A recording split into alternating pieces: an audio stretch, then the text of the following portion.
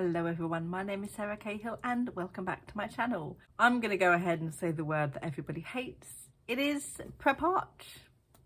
Sorry. I debated, not for very long, but I debated whether or not to actually do Camp NaNoWriMo this year. Mostly because I'm not feeling my best right now. In the end I did decide to do it, so I have signed up. Mostly because I currently have a streak going for Camp NaNoWriMo that I do not want to break. There's that aspect of my personality ruining everything for me. I'm currently not doing a very good job with any of my goals this year at all whatsoever. I was supposed to be only working on projects that I have already written in regards to I need to replot and re-outline. Most of them I need to rewrite them. But of course, once again for the second year in a row, my brain decided not to pay attention to the strict limits that I'd set for myself, and now I have a new story to worry about. Because of course I do. So that is going to be my project for Camp NaNoWriMo. And this video is, of course, as you have probably guessed, me introducing said project to you, as well as my goals and any prep that I have to complete by April in order to get the work done. I don't have much prep. I'm probably not going to give myself prep just because I'm probably not going to get it done whether I give it to myself or not.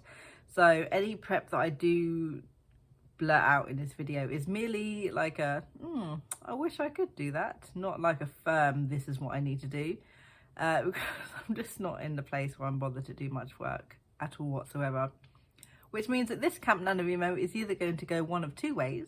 Either it reignites my motivation in order to do work regularly, or it will just make my struggle spiral inevitably worse and demotivate me even further. Obviously, I'm not hoping for the latter, but right now I have no idea which way it's going to go. Although this is also fun because I do get to talk about my new project, which I'm actually quite excited about. More so than any of my other projects at the moment, just because this is fun because I'm brainstorming with it and not having to physically do any work on it. That will probably change in April when the physical work actually starts. But for now, yay fun times. My goal for Camp NaNoWriMo is pretty simple. It's only 10,000 words. I don't actually know how much that is per day. I never worked it out, which I thought to myself, I'll work it out before I do the video. That way I'll know. And then I did not work it out. How many days are in April? 30 days are September, April, 30 days. Oh, it's only 333 days. No, it's not. It's only 333 words a day, which is doable. I say to myself, knowing it might not be, but we're gonna try our best because that is literally all we can do at the moment. Ugh. Right, so my project for 2022 Camp NaNoWriMo the first is a witchy novel, which I'm very, very excited about doing. I haven't done like a full-on witchy novel before. Obviously Abingdon House contains witches, but witches or witchery is like a sub-genre of magic as a whole. It's like one of the different types of magical beings that you can train to become, like doctor or lawyer. You've got witch. It's like a career choice, right? Sort of ish, and a specific type of magic that you learn. And I've got my like full-on cliched fairy YA that I should be working on, but I'm not. But I've not done like a cliched, I say cliched, it's not quite cliched. I've not done a witchy novel yet, so this is my witchy novel, which I'm very excited about. And obviously the entire plot is way more complicated than it needs to be. But my brain doesn't do simple, it likes to do complicated. It likes to have complicated plans and complicated subplots and tangled web that is woven, weavied, wove? Between all of the characters and the antagonists, and does everything quite make sense, like what the antagonists and the villains are after and what the characters are after? Like, I don't know. I'm gonna think it makes sense, and I'm gonna write the novel, and then I'm gonna get someone to like alpha read it for me, and they're gonna go, doesn't quite make sense, and I'll be like, okay, let's try again, which is the standard for me writing a novel at the moment, because I think it's makes sense. It really doesn't. But enough of my British babbling. Let me just go and talk about the actual project that I'm going to be working on. The idea itself is to do a duology in regards to the entire story as a whole, in which both of the books actually have titles. I'm so excited. This was one of the novels where a title came to me more or less straight away, or at least it did for, you know, one of the books, the sequel. So the title of the books are They Lead the Hunt and Still We Stand. They Lead the Hunt is obviously book one. That's the one I'm going to be working on for Camp NaNoWriMo. I'm still not 100% sure on the title for the first book, although I am 110% sure about the title for the second. My whole plan was to have both the books be 4 words in the title, and then for the entire 8 words to form a sentence. Trying to find something that fits really well with And Still We Stand is a little bit difficult, while also trying to make sure that the title then fits with what happens in the first book. But They Lead the Hunt sort of, while it doesn't sound very witchy, sort of fits with the plot that is going on in book 1. It is a YA/NA. I haven't quite decided which one to make it yet. I don't quite know the line between YA and NA, but we'll see how I feel and what content comes out as I physically write the novel, to then hopefully decide which route I want to take. Although all of the POVs, there are 6 POVs because I hate myself, are between the ages of 18 and 22, which I think would push it to more NA. But then obviously I'd need the research in order to find out what type of content would go into an NA that wouldn't necessarily be in a YA sort of thing. It is a paranormal fantasy, because I don't write anything else apart from fantasy and its subgenres, set in modern day England. And here is the very rushed, very probably doesn't make sense at all blurb, I guess you could call it, that I have written for this book in order to try and explain what goes on. When her estranged lover came to her promising his firstborn child in exchange for money and power, elemental witch Thea laughed it off as a joke. She never expected him to return 2 months later and drop the baby on her doorstep. 4 years and 6 deals later, Thea has made it her job to train the children she acquires and protect them from the Lunar Crown, a society of witches who dislike the fact Thea has given humans their magic. But Thea's gone missing, and the witches she's raised make it their mission to find her. But somehow they fall in too deep and find themselves not only traversing the underground world of witches and their politics, but uncovering dark secrets about their lives they never knew existed and fighting off those who wish to see them burn. Tagline: they are what make us burn. That's the story. I find it really ironic that Thea is the one that I talk about most in this blurb, but she's not even one of the main characters in the book. She's not one of the 6 POVs. The 6 POVs are the witches that she's raised, and obviously she goes missing, so she's not in the book for quite a lot of it because she's gone missing.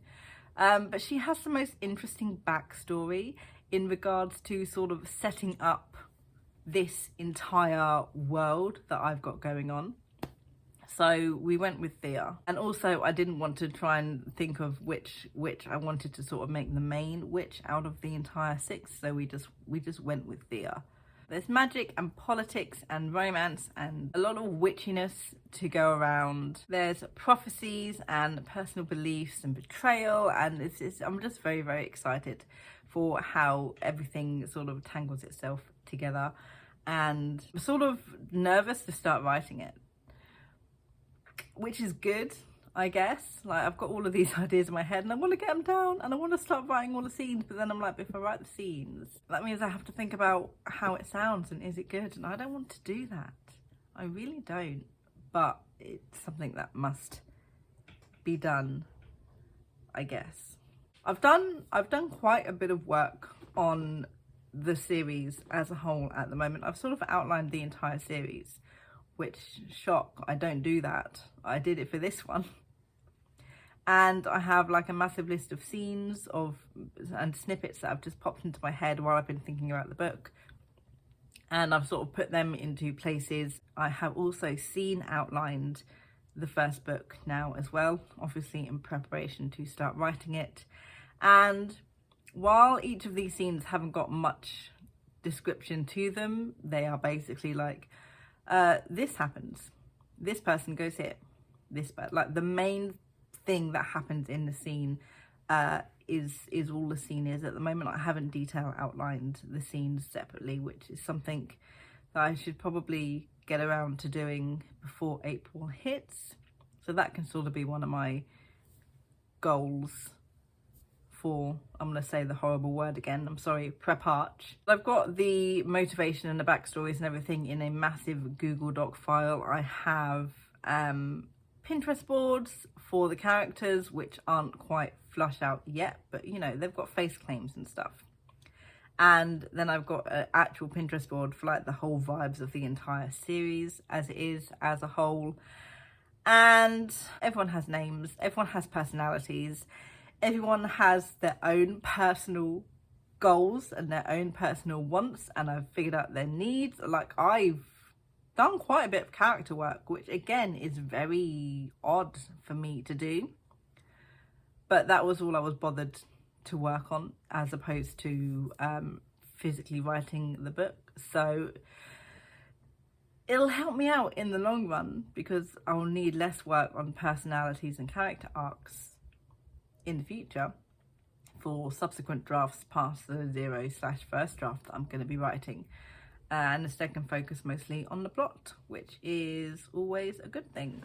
But then I sort of went into it going, I'm going to need a decent amount of subplots and drama between all of these characters going on, and I want to figure out what that is, to sort of flesh out the plot and the word count as well as the characters and the story. So yeah, really the only thing I would have to do for prep in March for Camp NaNoWriMo in April, which is a long way of saying Preparch, is really just to sort of detail outline the book in order to write 10,000 words, which if I want to stick to about 1,000 words per scene is really only about 10 scenes. But obviously it depends on how invested in the scene I am. I probably will end up writing more than 1,000 words. But I always like to at least hit a minimum of 1,000 words if I have got a word count that I'm aiming for, just so it's sort of less work to calculate, stuff like that. I would have to outline the entire set of scenes though, and not just the first 10 scenes, because of the way that I write my first drafts now. Everything will be numbered and it will go into my little box, and I will pick out a scene from the box and I will write the scene that I pick. So the entire story will be written in non-chronological order, minus the first scene which I'll write first and the last scene which I'll write last, just because I find it easier that way. I don't get to pick and choose what scenes I feel like doing that day. It sort of gives me something to work towards, and you know, it helps me sort of figure stuff out on the fly if I need to, because it's like a brand new scene. I've got to think about what would have come before it, what needs to come after it, and then sort of write the scene as I feel like I need to at the time. It's a very fun way to write, and it helps me get the writing community involved in the work that I'm doing, which is also a big plus in my books. I don't know if this video is very coherent. I don't know if this video flows well or is very cohesive with everything, but I once again had to force myself to make it.